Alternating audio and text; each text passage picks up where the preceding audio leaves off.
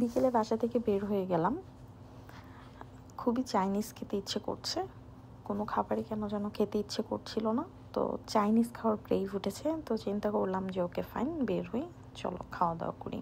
এই যে আমার বাসার সামনে হচ্ছে গির্জা আর মেইন রোড, আর পাশেই হচ্ছে ওয়াকিং ডিস্টেন্সে 5 মিনিটের ওয়াকিং ডিস্টেন্সে মসজিদ। এই যে দেখেন আমরা চাইনিজ খেতে চলে আসলাম, কিন্তু সত্যি কথা বলতে খাবারটা মজা ছিল না, আমার কাছে টেস্টি লাগেনি আসলে। তো খাবার দাবার খেয়ে আমাদের গ্রোসারিতে কিছু কাজ ছিল, তো গ্রোসারিতে কিছু কেনাকাটা ছিল, মূলত আমরা সেই কেনাকাটা করার জন্য চলে যাই এবং আমরা বাসার জন্য কিছু কেনাকাটা করছি আর আপনাদের সাথে শেয়ার করছি। আশা করছি আমার ভিডিওটি আপনাদের ভালো লাগবে এবং আপনারা এখান থেকে ইনফরমেশন পাবেন। তো আমার ভিডিওটি যদি আপনাদের ভালো লাগে তাহলে প্লিজ লাইক এবং সাবস্ক্রাইব করে পাশে থাকবেন। তো এই যে দেখুন, আমরা মূলত চলে গিয়েছিলাম ইকবাল ফুডে।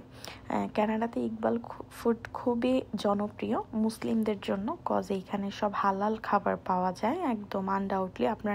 আপনার চিন্তা করতে হবে না, বা প্রত্যেকটা প্যাকেট ধরে ধরে দেখতে হবে না যে কোনটা হালাল বা কোনটা হারাম, এরকম কিছু না। আপনারা এখান থেকে মূলত সব হালাল খাবার পেয়ে যাবেন।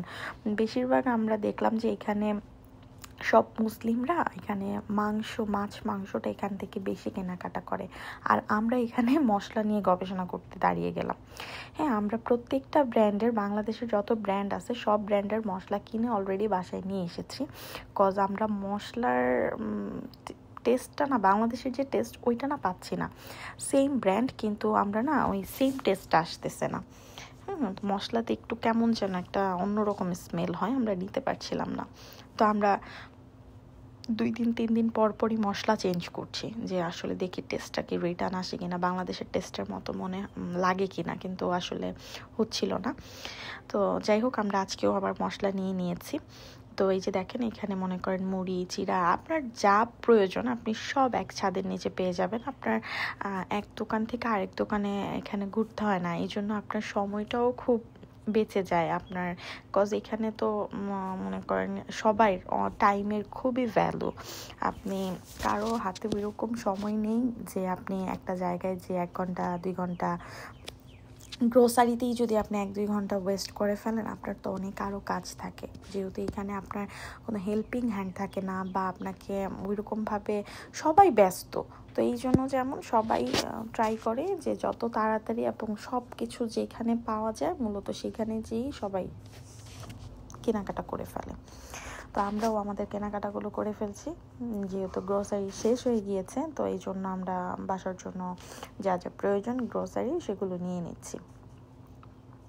আমাদের বাসার সামনেই এটা, এই জন্য আমরা একসাথে একবারে 1 মাসেরটা কিনি না, আমরা 15 দিনের করে কেনাকাটা করি। হ্যাঁ, 15 দিনেরটা নিয়ে নিই, দেন হচ্ছে শেষ হলে আবার যে আমরা 15 দিনেরটা নিই। আর সবজি যেটা, সেটা আমরা প্রতি 4 দিন 5 দিন পর যে কিনে নিয়ে আসি, কজ আমার বাসাটার সামনেই আসলে সব কিছু, এই জন্য আর কি আমার কষ্টটা একটু কম হয়।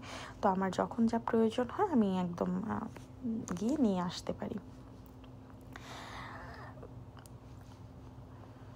এই যে দেখেন, এখানে সকল সবজি আপনি ফ্রেশ দেখতে একদম ফ্রেশ মনে হচ্ছে, একদম সব ফ্রেশ আপনি পেয়ে যাবেন এখানে। আপনার আর কি সব ধরনের সবজি আছে, সব ধরনের খাবারই আপনি আছে, আপনার যেটা যখন প্রয়োজন হয় আপনি নিয়ে নিতে পারেন।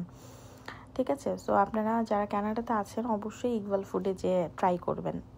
তো আমরা গ্রোসারি থেকে বের হয়েই দেখি যে বৃষ্টি হচ্ছে। আমরা ভালো ওয়েদার দেখে গ্রোসারিতে গিয়েছি, কিন্তু বের হয়ে দেখি যে বৃষ্টি। এখানে ওয়েদারের একদম ঠিক ঠিকানা নেই, একদমই এই গরম, এই ঠান্ডা, এরকম, এই বৃষ্টি, এই রোদ। তো আমরা এই যে দেখেন একদম বাসায় যেতে যেতে ভিজে একদম শেষ হয়ে গিয়েছে আর কি, পুরো ভিজে গিয়েছি আমরা 2 জন বৃষ্টিতে। তো আপনাদের সাথেও শেয়ার করছি। তো ভালো থাকবেন সবাই, আসসালামু আলাইকুম, আল্লাহ হাফেজ।